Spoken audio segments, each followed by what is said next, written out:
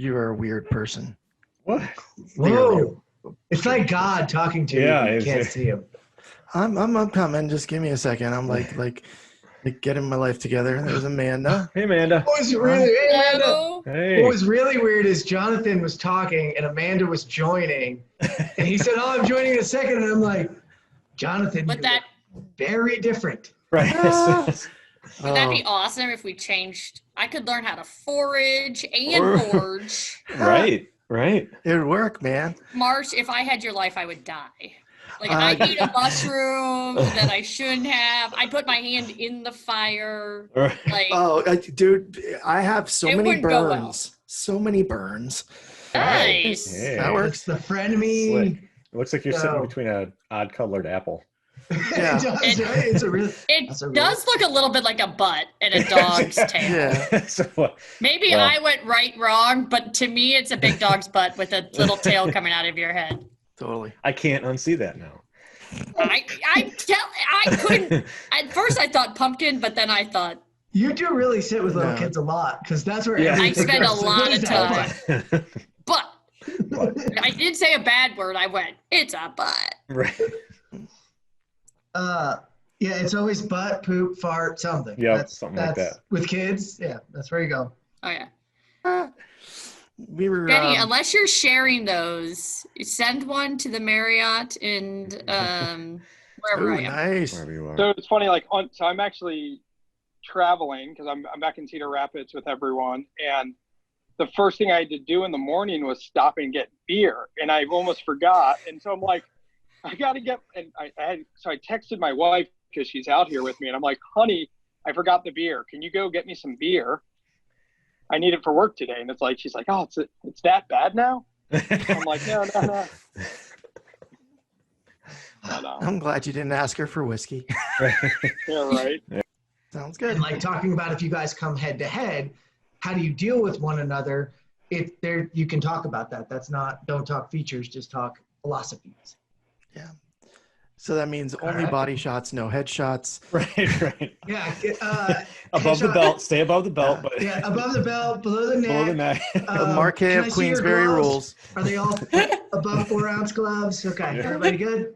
Wait, Yeah. where am Or a I? big What ring is on it? my finger. You're gonna box, Benny. Aren't you ready? It's boxing. Oh, get it? gosh, yeah. Oh, totally. Oh, I thought we were just here to have a drink. Oh, we're going live? Oh, Yeah. all right. Where am Well, I? we are ready to hit broadcast. Y'all ready? Welcome to episode 10 of the Construction Dorkcast. In this installment, we invite in two of our very best friends, Amanda Comunale of GTP and Benny Baltrotsky of MSuite, to talk about one of the dorks' favorite words, coopetition. How can we all get along while having healthy, above-board competition in this space? Listen in as these two drop knowledge bombs on us during this great conversation.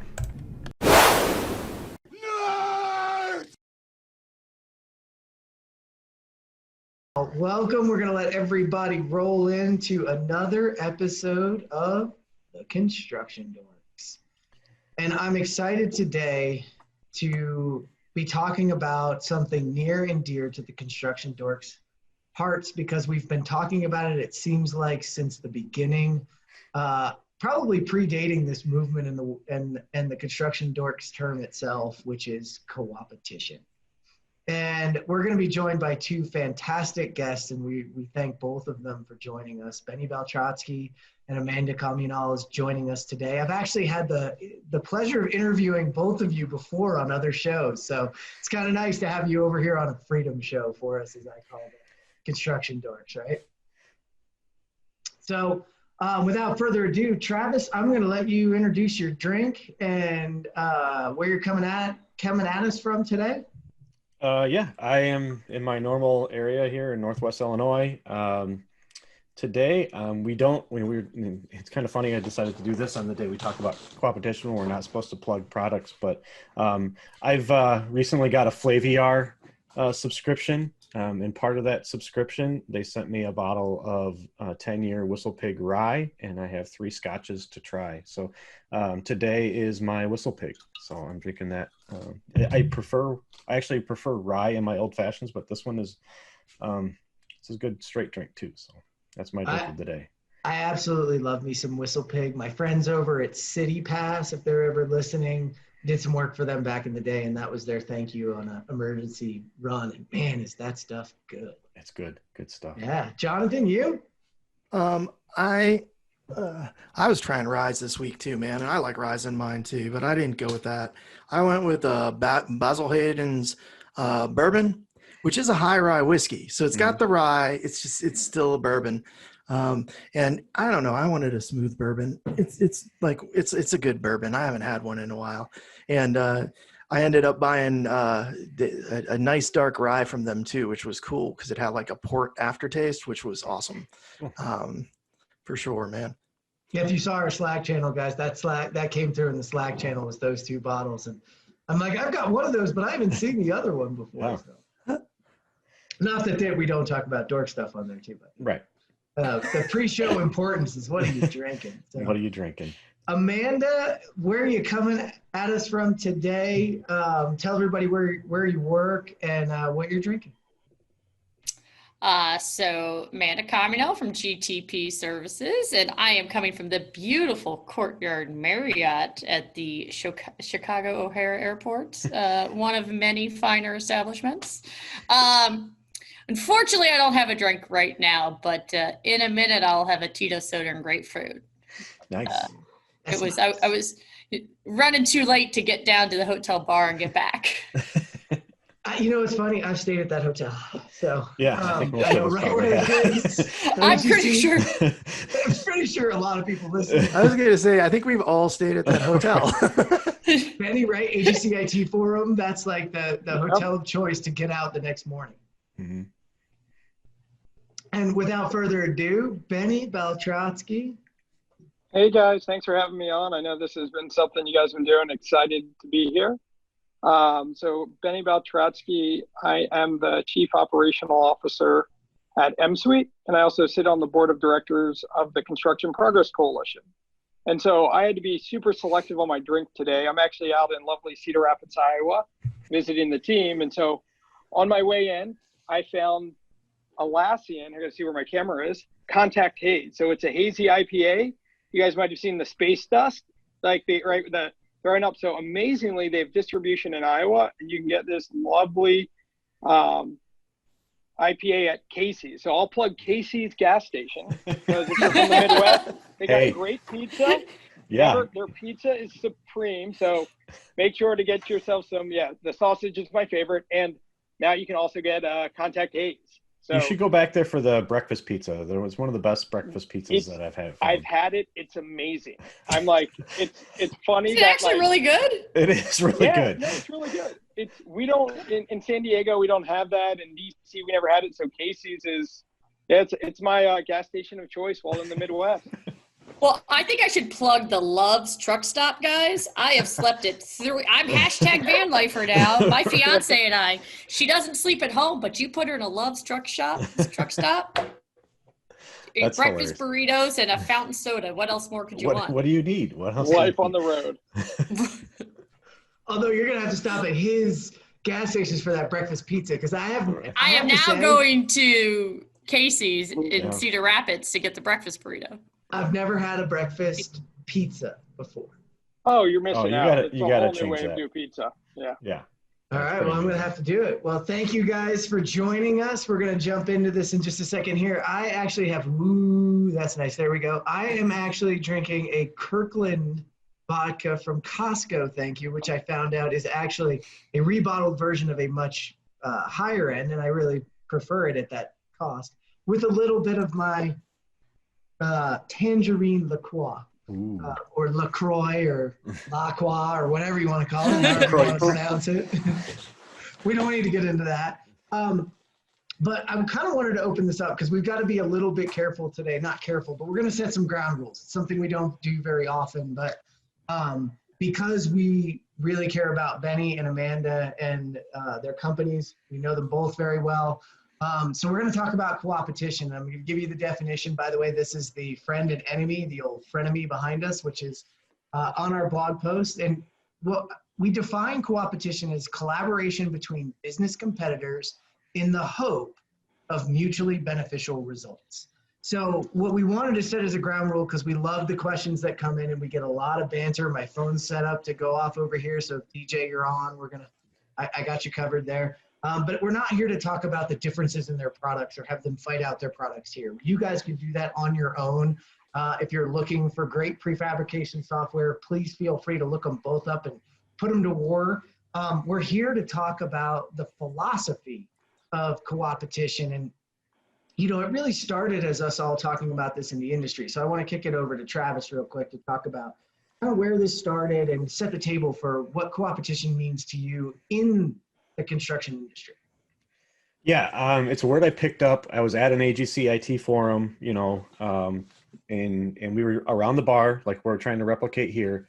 And I was having a conversation with Rick Kahn from Mortensen, and I think he actually got the term maybe from Facebook or something he mentioned, and just this idea that you have in the AGC IT forum, you have some very big players, some very small players, again, kind of getting together and trying to figure out what are some things from a technology, from an IT side that we can all do collectively as GCs to make ourselves and make the industry better. And that kind of stuck with me. It stuck in my head, and it's something that I continually to turn over and over and over again. And then as I grew more into the role I have here with Helm Mechanical, and started getting more involved with the MCAA. And I think it was, Jonathan, maybe it was 2 years ago now, Sean McGuire took a really good picture of, I think it was three contractors, three good-sized contractors, all from Texas, all, as close to spitting distance as you can get inside of Texas, all working to solve the same problem together. And I think that really is kind of at the root of what we're after here. We talk about what our special sauces are as companies and everything like that. And I think that we can argue ad nauseum as to what it is and what we really need to hide and share from each other. But I think that in the spirit of Coopetition, I think we all realize that the construction pie is enormous. And admittedly, as contractors, we would never be able to perform all the work we bid on anyway. So why don't we find a good way to collaborate and share with our competitors that makes everybody better, makes everybody more profitable, and makes that executing that pie just feel better. And I think that's kind of the mindset that we continually try to work with here. We started this show off at the beginning where we kind of talk about, we don't really worry about the logos on the shirt or anything like that. Let's just share. Let's share, talk about our shared experiences, our shared pains, to borrow something from Nathan Wood. And let's not worry about if something I say to one of my competitors, if it makes them better, that's fine. They still have to beat me in the field, and that's where I really worried about it there. Yeah, I think that's awesome. Jonathan, anything to add on to that kind of rung true for you? Well, I came from a much smaller contractor than where Travis is at. And one of the things I realized early on was I'm not going to have the staff to test out these ideas in the way that I need to. But what I do have is I have anybody I'm willing to share my idea with. I have them. And I'll put it in a solid way. I designed some stuff for the HoloLens when it first came out. I designed these little clips, okay, that fit on a hard hat. They attach the HoloLens, really easy to do, okay? And I didn't get them right. I knew I didn't get them right, but I had about 6 hours to do them, so I did what I could. And then I popped them up on Thingiverse and I said, share and share alike. And 2 weeks later, I had 3 remixes of that same design because I had effectively crowdsourced my design. And that only happens when what you're after is the goal. And I think that's what defines Coopetition is we are focused on this goal of having a solution for the industry. And when we're focused on that goal, then we can share ideas and really work as a unit to accomplish them. Because one of the worst things you can do in like science is have a small data set, okay? If I flip a coin 5 times, there's no pattern. If I flip it 100 times, there's a pattern. If I flip it 1,000 times, there's a law. That's what this is about. It's about realizing how small we are of ourselves, saying we're not after the rules, we're after the goal. And the goal is this problem in the industry, and we're going to solve this problem. And I know that I need partners, friends, and everything to do that. So that's always been my philosophy. And when I was at Spader, it served me well. I'd go up there and do a class. 10 minutes later, there'd be 9 people saying, this is what you screwed up in your class. Just so you know, we tried that, it sucked. You know, and instead of making one mistake myself, I get informed about the 20 mistakes that I didn't have to make. So I feel like that's at the center of this, is making mistakes faster, getting a bigger data set, and really sharing the goal with people that are running at the same goal. Because I can't learn a whole lot from the people that are behind me too far. I need the people that are right with me. Yeah, and that's your competitors usually, right? Yeah. Those are the worthy rivals is the, You got it, term man. I like to use. I got my intro to it from Baker and Sunt Concrete, actually, at the American Society of Concrete Contractors. They're 2 heavily competing groups, but they actually open their training facilities to one another completely. And they have standardized their training across the board, because the way concrete works, the workers don't always travel with the companies. They leave the companies and get work in their area so that they can stay local. And what they said is look, we want to keep them, we want them to stay with us, but ultimately, no matter what job site they're on, we need them to be safe. And so we're going to just open up our shops, we're going to share it. And they were offering anybody who was there, come in, we'll show you the training, we'll hand you the manuals, we'll give you everything we got, we'll just make this happen. And I was like, okay, wow, that's cool.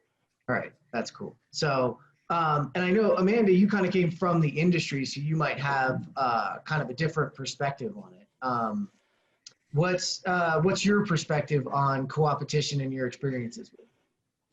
Yeah, I mean, coming from a contractor and, growing up in the business, I think it's always about, you want to move the industry forward.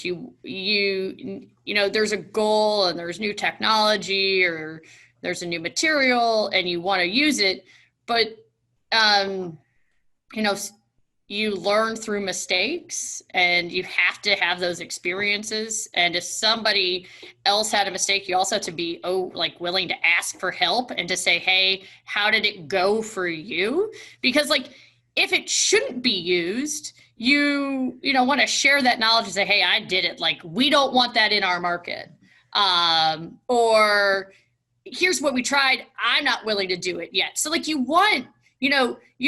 want everyone to do their best, and by letting and working with everybody and just knowing that you're coming at it from a betterment perspective. And I remember in college, you had to take game theory, and no one wanted the win-win solution.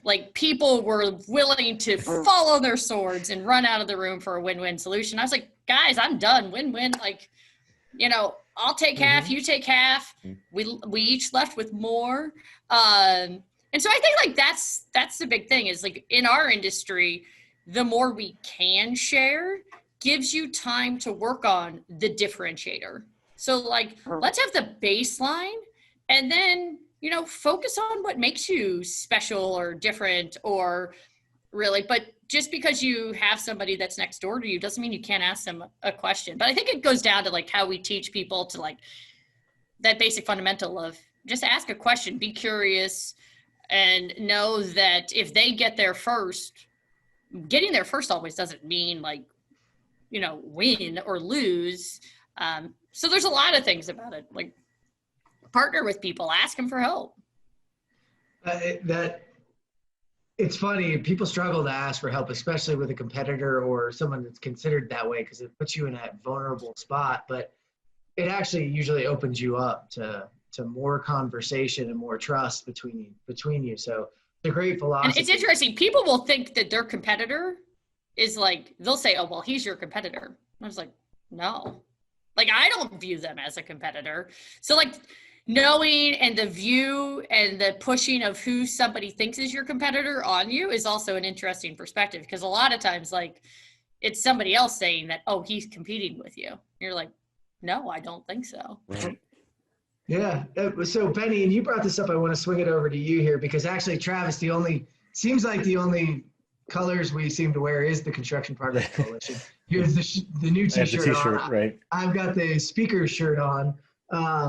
So, and that brings me to you, Benny, because you were a member, obviously, founding member of ESUB, and then also a founding member of the Construction Progress Coalition, which is all about coopetition, in my opinion, because if you look at the banner, it's got everybody. And so talk a little bit about your philosophy, especially because, you know, a lot of your experience comes from the software side. Yeah, no, it's really interesting to bring that up, because I was actually going to talk some about it. And even the earlier days when it was sort of before Construction Progress Coalition with COSA, and it was, we were sort of going out there and trying to get a lot of the same people together to move it forward. And it was interesting when talking to accounting softwares, and they're like, why am I going to have to work with my competitors, or time tracking, or project management, and getting mutual logos together for that cause. And if you look at it from that side, from a co-opetition idea, this is the true rising tides. And that's personally in my career, that's something that I've been really focused on, because I understand that as we get better as an industry, it only opens up more of the industry to adoption of technology. And so it's always interesting that when you first get into it, because when you bring up this type of topic, it's a little weird when you're talking from a software side, because processes are different. Or if you look at Apple versus Samsung, right? So I don't know if you guys, right, iOS 14 came out, right? I don't know if you guys know, they never even told the developers it was releasing, right? No. People had it, but normally they ship it. It's like, okay, that's going to come out with the new iPad. I'm not saying that's right or wrong. I'm just saying that, like, right, that's another look at it. And so, though, when you look at sort of an open consortium, it really helps to drive some of these things forward. And so that's something from the CPC side I think is really interesting, because at the end of the day, you're coming together with people that are partners, competitors, sort of maybe one step removed. But when you're starting to look at the commonality, and as you mean, gosh, it's such a coined thing now, shared pains of there, right? I mean, it starts aligning to it. So it's definitely an interesting thing. And you guys actually made me have to think for a minute. I was like, what's a co-opetition? So when I studied economics, and I was like, oh, okay. I was like, I don't know what this is still, but okay, I believe you guys. But that's how I'm looking at it now, is that, I mean, how do we solve the problem? The one thing you have to always be careful of is if we work too closely aligned and we're looking too much through the same horse blinders in the same echo chamber, then what happens? We get the result that we think that we're supposed to get. And how many contractors have you guys gone in that operate the same? And I'm not saying that everyone should operate differently, though it's just one of those interesting things. So it's sort of, there's a fine line the way that I see it in my career, because you don't want to just be cookie cutter, right? That doesn't help anyone. Then we all become the same. But how do you then share that knowledge to bring everyone forward? Well, right. If you have those horse blinders, you're in the same echo chamber. That's when the innovation doesn't happen, right? I mean, because we're all focused on, we're going to solve the same problem the same way, and then there's nobody out there actually trying to innovate on a totally new process, and that's what really. I think that's just called copying. Yeah, it's right. Copying. But yeah. So my favorite. No one wants to do that. Right. Exactly. Right. My favorite new documentary is General Magic. I don't know if you guys had seen it yet. I've seen it. That's awesome. That's right. awesome. So it's the iPhone before there was an iPhone, before it was a company that spun out of Apple in the 90s that in essence developed the smartphone before there was a network. But if you watch it, you'll see there's a part where they brought AT&T together. Who else was it, Jonathan? It was all the big telecom players. Sony was there. IBM was there, correct? Yeah, IBM. It was just sort of all of these people together, and it was interesting because seeing them try to share, though it was, spoiler alert, right? They're too early. That's why no one knows who it is. But it's been pretty crazy because you sort of see this collaboration, competition, but then the next generation of what came out of it was really cool. It was Android, it was the iPhone, the iPad, it was Nest, it was eBay. And it was all the leaders of Silicon Valley, man. Right. That's who it was. So it was sort of interesting. It's like a co-opetition, but earlier on. So it's sort of like you're going there. I don't think if you look at co-opetition in that movie and you look at the closed network, because it was sort of funny. People thought a private network was going to win. Like, so we all have smartphones now. But IBM and AT&T is like, no, www. We're going to have a private network. And I mean, that part obviously lost, but then all these great sort of ideas and competition that was happening between them and the Newton that then helped to spur this sort of next generation of Android and iOS and so forth. So that's definitely one you can rent on Amazon. Another plug. There we go. Yeah. Right. The show of no plugs has had We've several got plugs. gas station pizza and a good documentary. And if you guys are listening, come on out there. At some point, we'll monetize for those ads. We're not going for construction technology. We're going right to the pizza, breakfast pizzas, beer, and Amazon. Hey, if we can get paid by Amazon, let's go. That'd be all right. I'm not going to say no, right? But you hit it there too. Early doesn't always win. Just because you're first to the idea, I mean, think about MySpace, Friendster. There's plenty that were there first that don't actually make it. They just kind of break the mold and clear the path for others to run through and find their way. So it's an important concept to realize. And you're right. I don't want everybody solving the problems the same way or creating the same software, because then I might. It's going to be one product, and I'd rather see many more options because it allows for the diversity. And I think that's where we don't want you guys getting involved in like feature wars, but there's obviously different philosophies that you guys are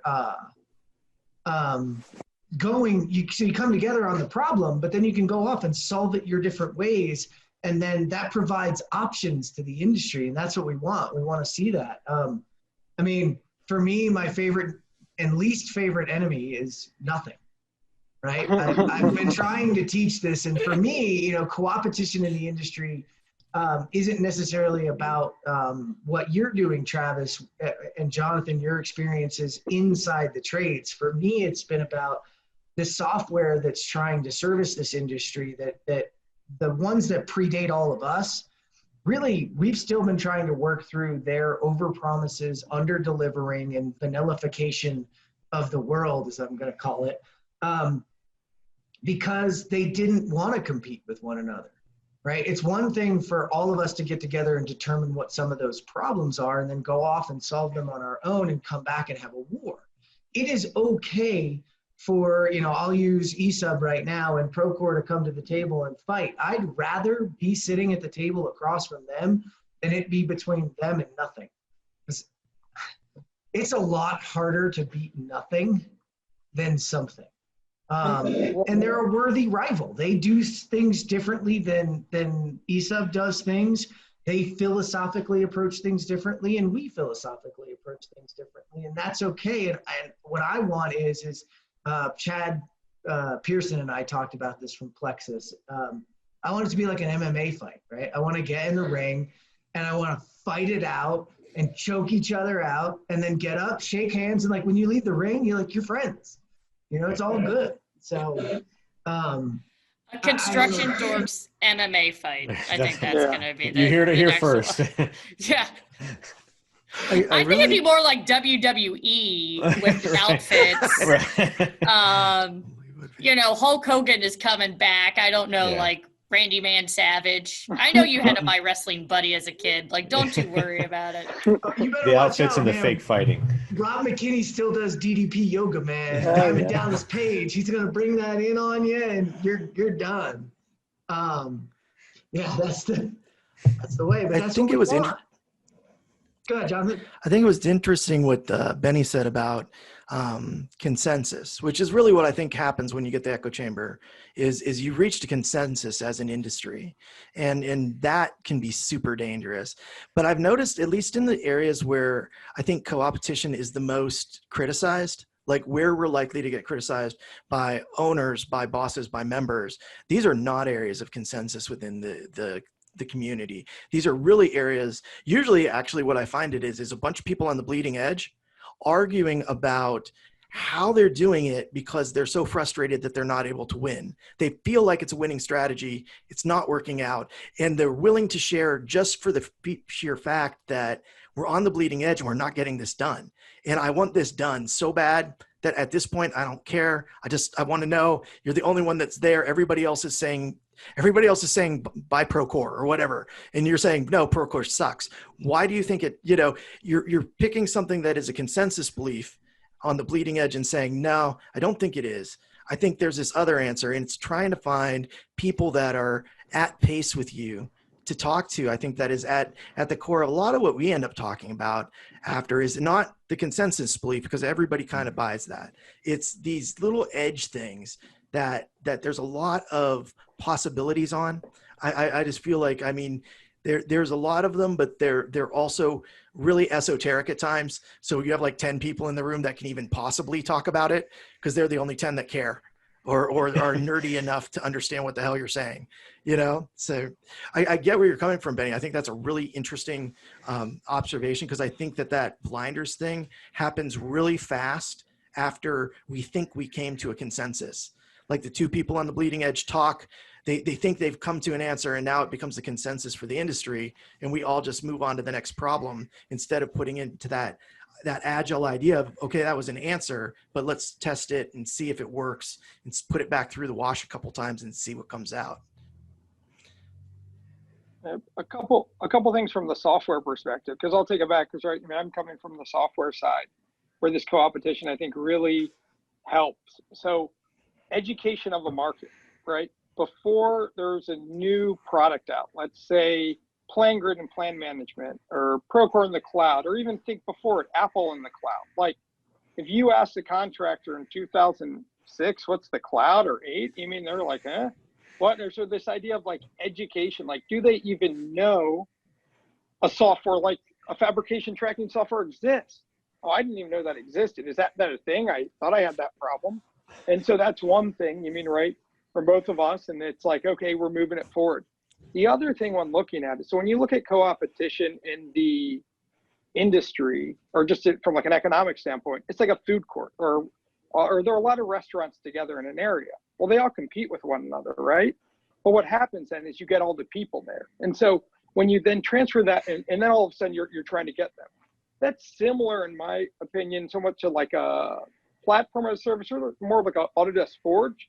So like it allows us to get there and move forward. It's a little bit different because it's like you have this other thing like a Forge, and I don't know how to equate that to a restaurant, but which allows us to compete as an industry, but also move quicker. So some of that consensus is there. It's like, do we really want to have to process that or display that? No, there's something that's already there.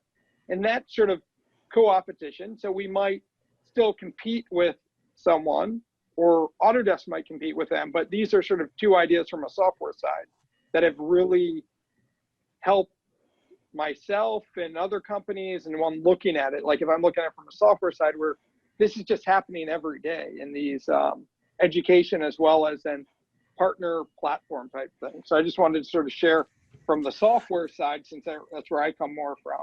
Yeah, I was going to ask, because I was going to ask. And it's using, go ahead, Travis. I was just going to say, I was going to ask the same thing of you. Is that what you're seeing too? Is that where the coopetition comes in for software, is to kind of help inform people that there is a problem that they maybe didn't even realize that they had, and kind of bring that awareness? I mean, people, contractors know that, hey, I want to do something. They don't always know what they can do with what's available. So the education piece comes into like, okay, you have this, like you've already spent it. How do you maximize your ROI? But there is this just basic training, because like, coming from the software and the tech side, there's this hurdle that the industry thinks it takes a lot of effort, time, and you have to be young to want to adopt it. So I'm like, no, because I'm actually middle-aged now. Don't worry, there's gray hair under here. So I think that, that's sometimes it's, there's always this need for education in whatever industry you're in or whatever you're selling. And I think too, like, as you said, like, who wants to be in a world with no options? Like, what makes us better as people is the ability to compare and contrast and features. And then we apply our own special sauce to it. And we generate something new out of it. So like, the Forge platform, like we're built on it, but we didn't want to have to go build it. So let's use it. Anybody else can use it. So like, you're just building in some of that level setting functionality that like, okay, it's there. So the industry only has to learn one or two things now, because if you know how to play with, BIM 360, you can use it for other things. So, it's like you're making things easy so then you can build something new, or you can just stay there, but you have that options. And, I think that's what people want to do. They want to compare and contrast. Yeah. But at the same time, I don't go to a restaurant and always order the same thing every single time. So, you need options. Well, yeah, I was going to say that's like, it's like kind of a supermarket, right? You all want to be on the shelves of Walmart, or you want to be on the shelves of, I don't know, Kroger or City Market, or if we're trying to grow in Texas, into like Piggly Wiggly. We all want to, and you go and they're right next to each other in the same aisle, right? It's the same thing. Like it's a choice, and you're choosing to be there so that you can compete with one another. You don't build a store that sells just your product. Like, I mean, I guess certain ones Apple. do, but yeah, I'm sure Apple. Well, Apple's pretty cool. Right. But I love it. Like, I was a competitive skier, and my brother's a competitive horseback rider, and we're just watching Hallmark because it is #amazing, guys. And I know you all watch it too. And so it was all about this young figure skater. And then her coach was going to come out of retirement and compete against her. And my fiance was like, would you want that? I'm like, yeah, if you're going to compete, you want to compete against the best. Right. I like that she even asked and said if it was okay. But if she would have said no, I would have been really upset, because you want, it's not, you don't want to compete against something that's not good, that's not fun in itself. So I think that's always interesting, is you need and you want to further people in the best. It's always got to be the positive, because as soon as you go negative, everything's negative and everybody's day is ruined. And that's something we need to learn. And because I just spent a lot of time with my niece and nephew, always oh, so good, it's so good. Because as soon as they make you think they did something wrong, the day was wasted, and that's not what we want. Yeah, everything goes downhill, and that's the mudslinging. It's all about, keeping it above board. And it was Adam Grant that talked about, or Simon Sinek that talked about Adam Grant. Can't remember which way it was. I think it was Adam talking about Simon in the idea of the worthy rivals. Actually, it is Simon Sinek talking about Adam Grant. And thinking at first that it was a zero-sum game, and in the end, it's not a zero-sum game. And in fact, if you stay positive and stay above board and keep fighting, then it's a good fight, and everybody wins. There's that term, Travis, rising tide lifts all ships. And if we don't lose them to nothing, and we lose them to a digitization of some sort, a choice moving forward, then others are going to see that this is possible, still go out and look and keep fighting for it and keep us. But you're right, it's all about keeping positive, because the negative just doesn't get any of us anywhere. And I think that, I'm sorry, Travis. I was just going to say, because this is something Jeff knows that's near and dear to my heart, because I just hate the mudslinging. And so I think if you can focus on what makes you good and what can help the contractor, your customer, that's all that should ever matter. And too often when you look at this sort of rising tides, we're talking about how many mechanical contractors, let's just focus there, fabricate today, right? Versus how many. It's a small percentage relatively to all mechanical contractors, right? Obviously some are too small. So when we're looking at this, it's sort of a rising tide. And so the idea that we could go in and we can help more people get there, that's the most important thing. And some people might like Apple and some like Samsung, right? They're both great products. They both do things and they're a little bit different. I used to tell people, hey, if you want to customize your apps and do a few more things, Android's good. If you want something simple, Apple's good. So I'm not saying that they're, I'm sure you have family members that bash on one another. It's so funny. I was just with the in-laws, and one's a Samsung or an Android fit, and the other one's iOS, and it's just back and forth, and it's sort of hilarious. But I mean, I don't think, I mean, it doesn't really help. I mean, I'm looking at them and being like, oh, they're both good devices, and it really matters your preference. Jonathan, looked like you had something you wanted to talk about there. You know, what's been on my mind is really just, you know, Benny was talking about the franchises that we kind of build upon. So like we're building on Forge, we're building on a franchise that's sort of Autodesk centric.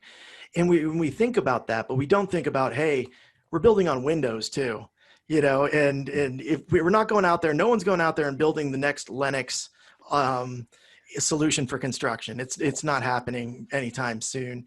So, I mean, I think that one of the things that's always got me though is not when the franchise is enabling, but when the franchise starts to shut the doors of companies that it doesn't agree with. And that's where I think we need to watch out as an industry and make sure that we're careful is if we see a franchise that's being aggressive, you know, at least realize that you're not going to have the opportunities you're going to have looking outside of that.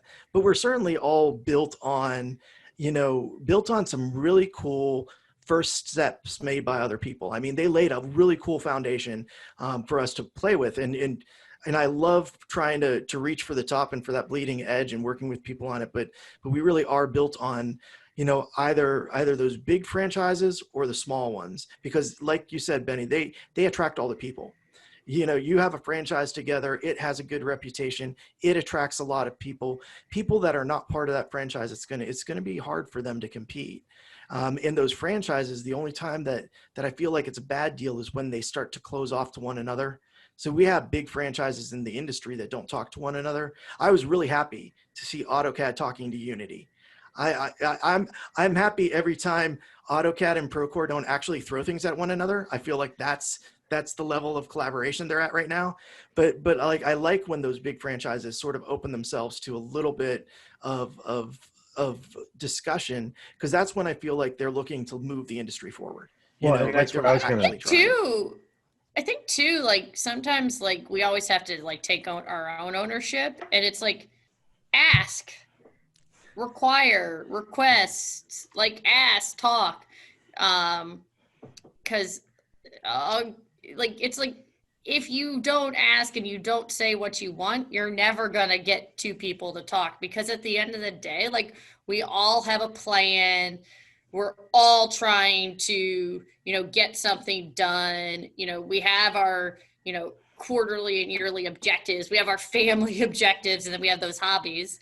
And if somebody's not saying, hey, have you thought about this? Like when I switched from contractor to manufacturing before I came over to the software, I'm in a meeting with a whole bunch of blue suits, and they asked me a question, and I had never been asked that question in 15 years before in my career. And I was like, I don't have your answer. But it was the simplest question. He asked me how many valve connections I do in a shop. And I was like, never thought about it that way. But if you would have asked, I could easily tell you, but I don't know because it didn't drive my business. And it was so funny. He goes, but that would have helped me so much. I go, well, you could have asked me. Right. Like, I'll go ask my buddy now and find out for you. But I think like that's time when we talk about like powerhouses and it's like the big people, the little people. It's like, did anyone just say, hey, I know him or I know her, and say, let's sit down and what do you need? You know, because maybe it's not obtainable, but maybe sometimes it is, because a lot of the big boys, they play together. Like in our industry, I mean, Autodesk and Trimble, they do play together, just not on everything. And we're not asking for everything to play together. I think it gets back to what you were talking before about playing nice and wanting to compete against the best that's out there. And Jonathan, in his part of the blog, talked about the iron sharpens iron. I think that's what we from the industry want, is we want you guys to push each other. So, and I'll be selfish here, I want the best products that are available, and I'm not going to get that if you guys aren't going after each other a little bit, nicely, politely, but pushing each other with you know, different offerings. And it gets back to, again, the choices. Just because I go with option A over option B doesn't mean option B is bad. It just means option A was a better fit for my organization at the time. And we push each other through features and right, you know, all that sort of stuff. I mean, that's pushing. So I think like sometimes you have to define what pushing Yeah, that's a good point. or That's a good point. motivation. You're just through listening to what the customer wants is a way to push each other to move the industry forward. But I love this, like when we talked about earlier about, training the industry and mutual moving it forward, because that's really, like, if you look at where Benny and I are, we're in a white space that didn't have, like, we're competing against a piece of paper. Like, so, like, when you said it, Jeff, like, competing against nothing, competing against Excel, like, the world competes against Excel. Like, sometimes I wish Excel did not exist in the Call morning. back to a previous episode. We have an Nicely done, episode. Amanda. Yeah. Oh, you do? We have an episode for that. Which, by the way, if, when you're thinking of killing Excel, bring it. Benny, it sounds like you got something. Yeah, no, it's just, I mean, Jeff will know about this because he's been on the software side, but for the people that are somewhere from the construction side, we're having these conversations all the time with different people within our competitors on how do we solve problems. So this stuff is happening all the time. It might not be like out in front, but I've talked to people at Procore, Trimble, Autodesk, GTP, like you name it, around how do we solve these problems. It's not down typically to this feature, maybe it is, but I mean, I'm getting back on with Todd at Bluebeam to go through just to talk about how we can move some things forward. And it's not typically, it doesn't have to be feature to feature or this to that, but we're sharing ideas and thoughts, and they might have applied it in their organization one way, and we're going to apply that same idea completely differently, but it expanded our minds in a way that allowed us to think about that problem or thing. So too often it becomes linear one-to-one, and it's really not. Like, it isn't feature, it does this, it does that.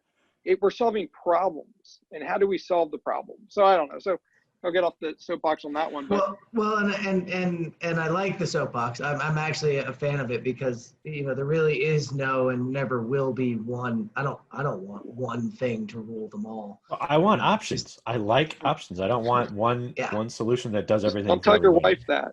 That's right. Other than that. So we have some questions, so we're going to get these in, and I'm going to start with good old Nathan Wood. What about VCs that invest in competing solutions? How do we feel about that? I mean, I think it's a really good question. I mean, I'm good for it. I mean, you're good for it. You like money? If you want, I mean, here's this: everyone wants to invest and make a return on their investment, and just because you invest in one doesn't mean the other's going to lose. So at the end of the day, anybody that's an investor has an obligation to them.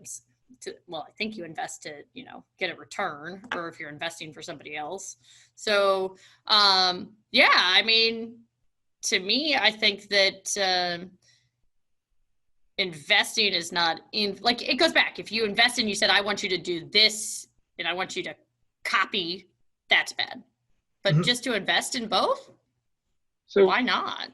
For the industry, I don't think it's bad, right? Because it'll drive. For an entrepreneur, I think it's weird.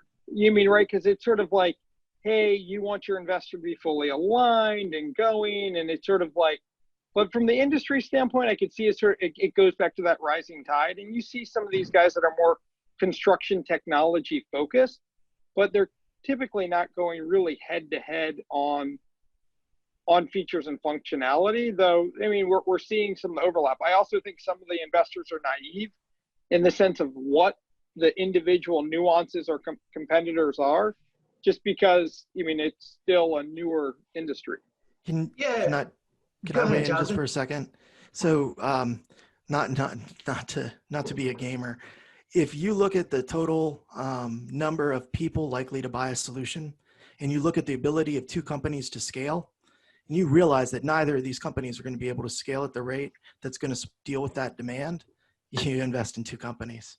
If I know all of you are going to buy skateboard tires next year, all of y'all, and I know they can make 100 tires and they can make 100 tires, and there's 2,000 of you, I want to make all the tires that anyone buys.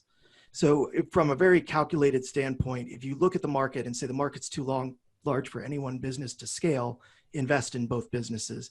And the only reason I say that is I was talking to a VC once, and they're like, "That's Yeah. why we did it. We knew." Well, and it's not like way. roulette. It's not like it's got to be black or red. Right. Yeah, you got it. You know, That's what I was going think to say. that's It's not a where- zero-sum game, right? Not Yeah. You got it. there's not a loser and a winner. There's just different levels of winning, I guess, is probably what. And I as would Benny say. said, in some instances, maybe there is a zero-sum game, Yeah, but for in most of the time, there is mutually return investment for both parties. Yeah, I and would you have a can further want question. success for both. Yeah, I would have a further question too to Nathan on that one. It's like, because there is a difference in the type of investor, and I think, Benny, that's what you're talking about, because I think it's what your experience is too, is there is the type of investor that comes along early that's really vested in the product itself, believes in the vision, and is part of it. And there's a number of those in the industry that are really helping bring things forward. There's also the type of investor, Jonathan, that I think you're talking about, that is like, listen, this is a big industry with a large cap, and there's no one group that's going to do it. So I'm spreading my pack money out across all of it so that I can be a beneficiary of the entire growth of the industry. But I'm not taking an active role necessarily in those. I'm funding in those, and I'm part of that funding round. But I'm not then sitting at Benny's table and then sitting at Amanda's table to have the same conversations. That is where it gets a little bit weird. From the other group here, we have another question, so I'm going to move on.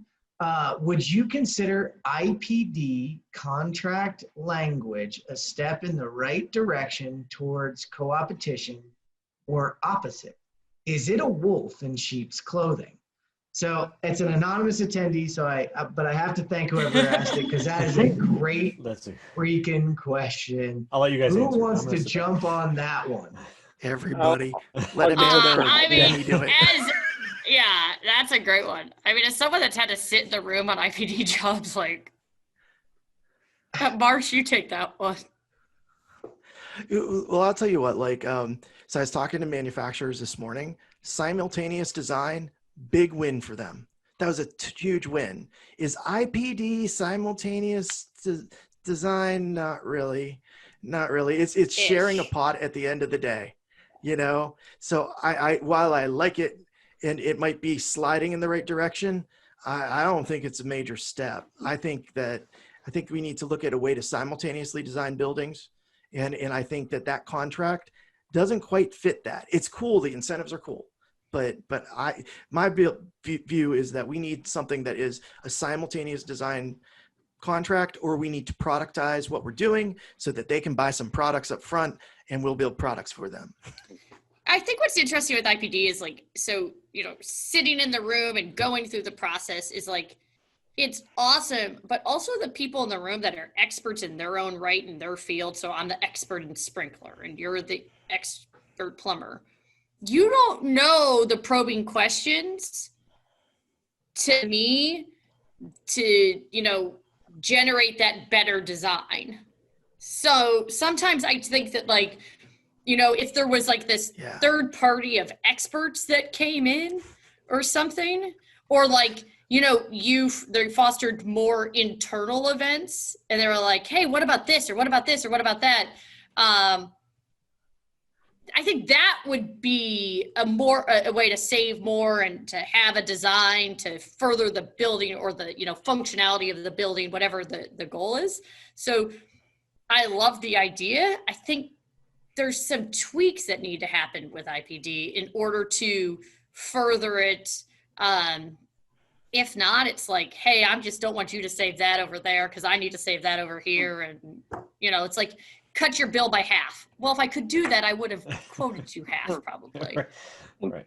I'll say it's a step in the right direction, right? And I also think the technology and data is still somewhat limiting to it. I mean, the contract language is still a little off, but as we get better with digital twins and sort of just more collaboration of data in real time, I think the level of transparency will go. It's just so hard to shift the industry's thought from a litigious sort of hide the ball mentality that, maybe we'll never get there, but I think it's definitely a step in the right direction, though I can easily see how it or could be a wolf, because I mean, people's mindsets, and with limited data, I'm always trying to hide something or go after something. So.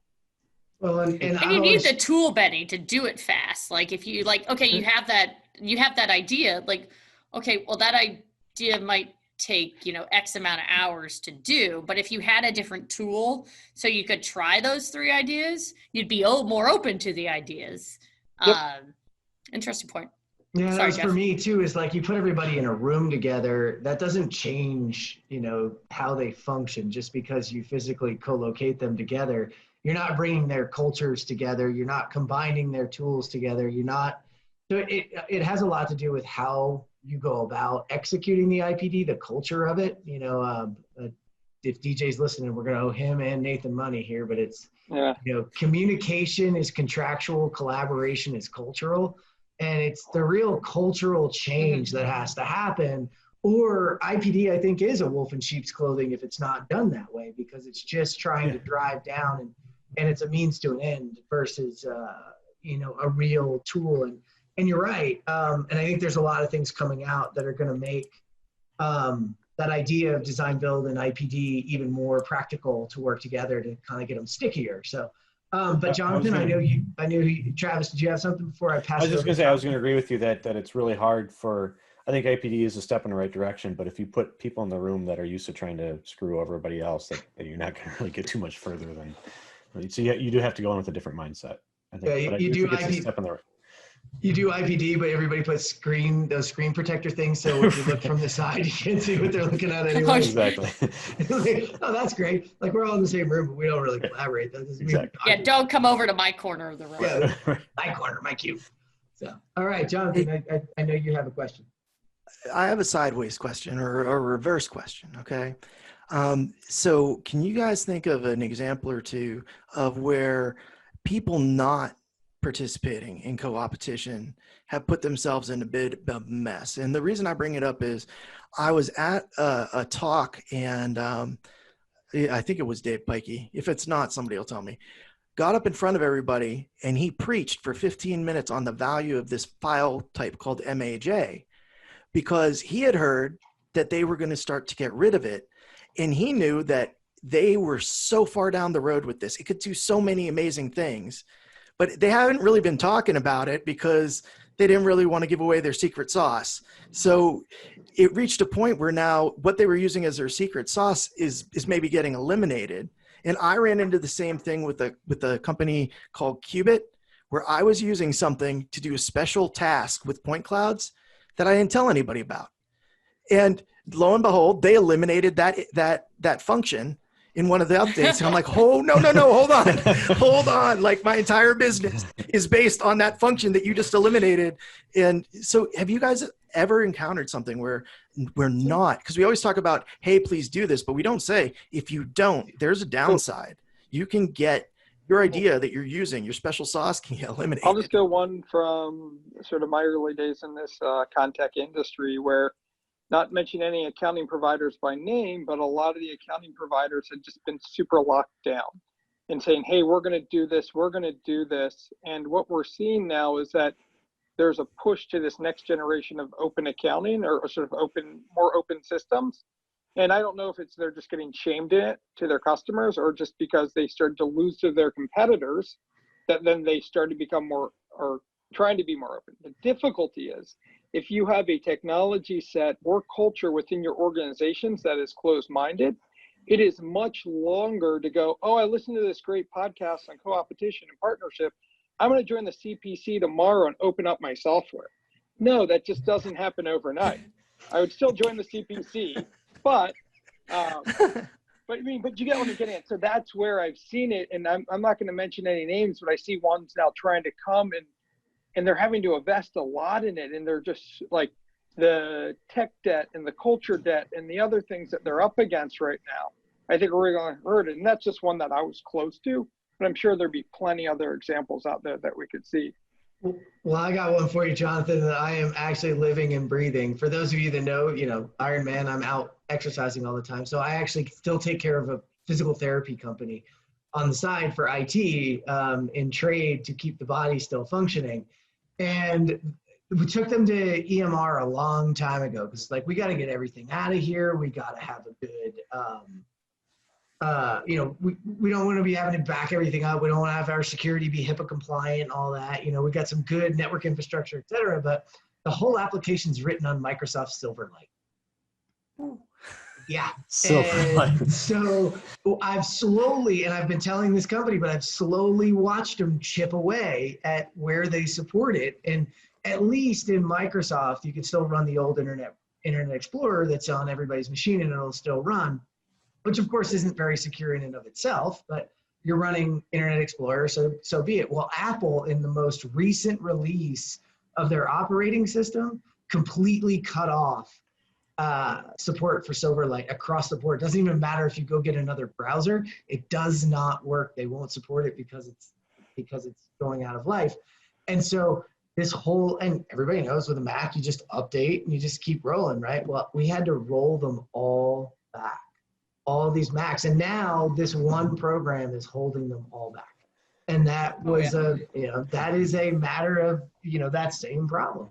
So yeah, I have run into it, and it's not just a construction industry issue. It happens outside of the space, and can be pretty detrimental. Like it's something to consider too. And I think this is where Coopetition is really good because GTP and MSuite fighting with one another, competing with one another. Fighting is the wrong word. Competing with one another continually pushes their product forward and prevents one of them from, or prevents. Say one of them win. Let's say, whatever. One of you two wins. Oh, sorry, you're on the other side. One of you two wins, right? And it's just one solution, but the product that they're built on, the backbone goes away. Now everybody is in this boat, right? So it keeps them moving forward, keeps them updating, keeps them on top of it, which actually keeps everybody honest and applicable and doesn't get anybody into that position. And I think when you have any one given tool, you run into very difficult issues with that. So yeah, that's my experience with it. And I think you asked a very insightful question, Mr. Marsh. I always appreciate it. That was a great question. It's got me thinking a lot about, what happens if I protect what I see as my special sauce way so much that, if as a mechanical contractor, I am all about carbon steel and copper, and that's all I think about. It's all I do. I don't tell anybody else. I got this down really well, and all of a sudden, somebody comes out and they're like, "Hey, there's this new hemp material." No, that's fine. I'm going to keep doing that, and the entire industry decides to go to the hemp material. I'm done. I'm left behind because I wasn't open enough to share what I was doing and to learn from others. AutoCAD Ribbit. Can you say AutoCAD and Revit? Yeah. If you guys don't know, if you're not in construction, or I don't know why you'd be listening to this, this is the AutoCAD Revit thing, man. Yeah. Right? Like there's a bunch of firms that are on AutoCAD. They're holding out because Revit's going to go away. And it's like thinking that you're going to go back to your flip phone. It ain't going to happen, man. And if your special sauce was in AutoCAD, you better move it to Revit. Not to declare a winner, but they own both products. Yeah, right. They kind of control that. Yeah. It's here to stay. Yeah. Or something else will come. And if you haven't jumped in between, it's a long time. Right. Oh yeah. And I give them a thumbs up. It is a better program. I just hate it sometimes. That's another show. That's why I have my pager another show. Flip phone. No, I'm just joking. That's why Benny still rolls with a pager and a flip phone, baby. Yeah. Absolutely. I will tell you that Verizon about 7 years ago eliminated a flip phone for like a month and didn't offer a flip phone for a while.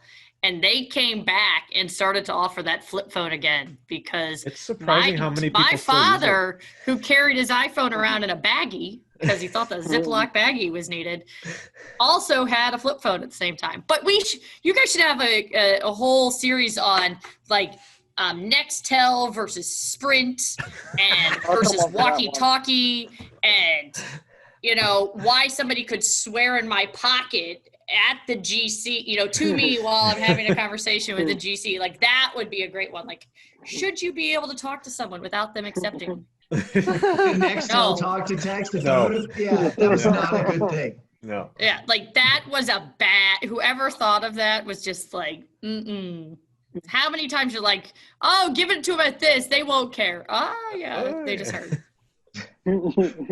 Yeah, but people are still making apps that'll do that on your iPhone for you, so they have it. You're like, Yeah, really? I hated it when why? Nextel did it. Why Well, it's do you on do your- this to me? It's on the Apple Watch, right? There's a walkie-talkie on the Apple Watch. There I've is. never Does even anyone thought use to it? enable it. No. If anybody's ever spent any time in the military or law enforcement or fire department, and you're having a sort of conversation, somebody goes over, you shouldn't be talking about that. That's the experience that you're talking about right there. Don't say that.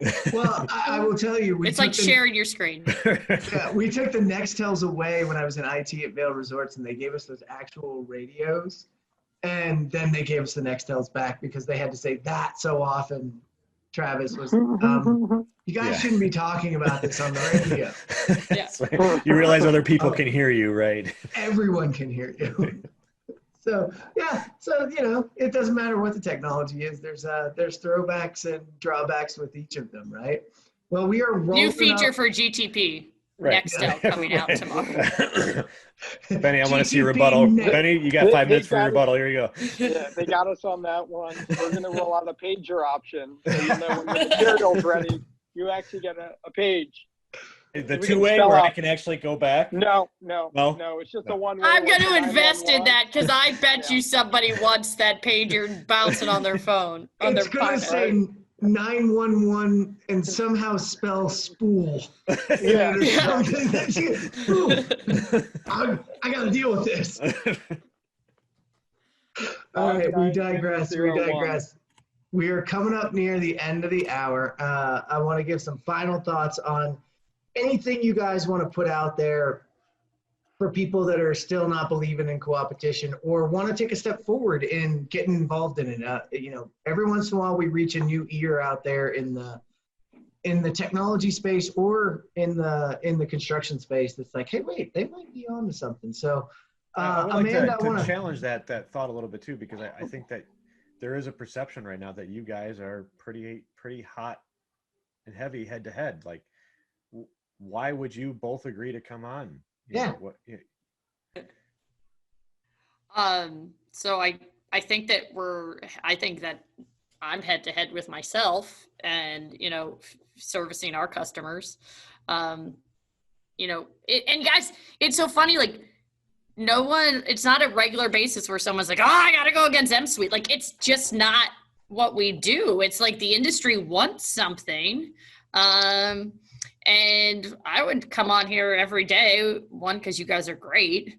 And two, because it is something like we're moving. Nah. Okay, tell us more about Okay, this. go ahead. Okay. Right. Yeah. You guys, I mean, you're so fit, you're so smart. But no, I think it's like we're moving the industry forward. And no matter if I was at GTP or in my past job or the one before that, it's like we're moving it forward. And there's always sharing. And we don't look at the world in winners. We have goals and we can meet those goals. So yeah, no, I thank you guys for coming on, and it's always nice. I mean, Benny reached out to me, before this, and we didn't have time to connect, but I'm sure we'll connect. And we'll continue to do what's right for our customers, our investors, and the industry too. And those aren't mutually exclusive. Awesome. And Benny won't hit me. He hit me right here, guys. Hey. She's been kicking me out of the table. So I think a big thing for coming on, one is it's rising tides, and also to share the perspective from the software side. So MSuite is a little bit newer to the game from the marketing side, right? We've been refining the product since 2015, and now we're just starting to go to market, right? We really wanted to make sure before they brought something to market that it was there. And so now that's one of the reasons why I came on, to start getting the word out and helping sort of share that message. But I think, again, for the industry, this is only going to help our end users, right? A more educated market. Everyone's not the same. Some people are going to like, as we talked about, Samsung or Apple. And so going through that, and sharing how we look at the world as a software vendor, I thought was really important and a cool perspective. So thanks, guys, for having me on. This is awesome. I'm not going to tell you how beautiful you look because you already know. But but no, guys, thanks. This was great. Well, you're both getting invited back, so thank you. Yeah, right. Travis, any final words on Coopetition? I really can't thank you guys enough. I think this was exactly the kind of conversation that we wanted to have. The point being that it is a big industry and it benefits us all to try to make each other better. I don't know if we've said it enough or if I've said it all, but that whole iron sharpens iron, I think is something I was going to steal from Jonathan. But I think we need to realize that I would rather compete against the toughest competitor than nothing at all. Jonathan, you? I feel really good that you guys were able to come on and talk about this, particularly in front of a whole bunch of the people that have been listening have been people that are in the trenches trying to talk to their CEOs, to their COOs about how valuable Coopetition is. And to have two people that are at the top of a product that has very obvious overlap to come on and say, nope, it's good. We believe in it. This is what you should do. This is the best choice. And you guys have said it 3 or 4 different ways that this is the best choice. And I think you guys saying that gives all these people ammo to take to their CEOs to say, listen, I know that it's tough to talk to other people, but we have to be doing this. And look at these companies that are competing for the exact same goal, that are closer than we are to the contractor down the street, and they're doing it. I think it's just, you guys were a great example, and you guys said again and again with really good examples and really good stories why this is important. And I think it's really important to arm everybody with some knowledge about how to talk to people about this, because I ran into that brick wall many times when I'm trying to get help, and they're like, nope, you can't talk about that. I'm like, please. They're like, nope. And it was really me not knowing what to say. And with some of the stories, literally, Benny, what you said about franchises, I rethought that, and man, I have it as an argument now. So happy to have you guys on. So happy to hear what you guys had to say on it. Yeah, thanks to both of you. Thanks to MSuite and GTP for allowing you guys to join us today. We really appreciate both companies, all of your leadership, both of you two as well. I have to echo it. I've said this many a time, and I want anybody who's listening on the contractor side, an educated consumer of software is the best kind of consumer. Because if our product's not right for you and you buy it and it doesn't solve a problem because you don't have it, then we all lose. And so we want you to be educated, find the right solution, pick it and move forward, and be successful. And to Joshua, who's been chiming in quite a bit this week, we appreciate it because you're right. He said it himself, and I'm going to leave with this, is if you don't believe in Coopetition, then you don't believe you're not into pulling this industry forward. And I think that pretty much encompasses this entire episode. So thanks to everybody for joining us. Thanks to our guests today. Thanks to my usual cohorts. We look forward to seeing you guys again in 2 weeks. We've got a special episode coming up for you. So thanks for joining us, Benny and Amanda. Shout out to Trent on vacation. Thanks, guys. Oh, and hey, holler to Trent on vacation. Here at Construction Dorks, we believe in vacating, and that includes vacating from us. Sometimes you got to take your dork hat off and just relax and put your feet up. So I hope you're having a good one, Trent, when you listen into this one. So from all of us here at the Dorks, thank you, and we'll see you next time. Thank you. Thanks, guys.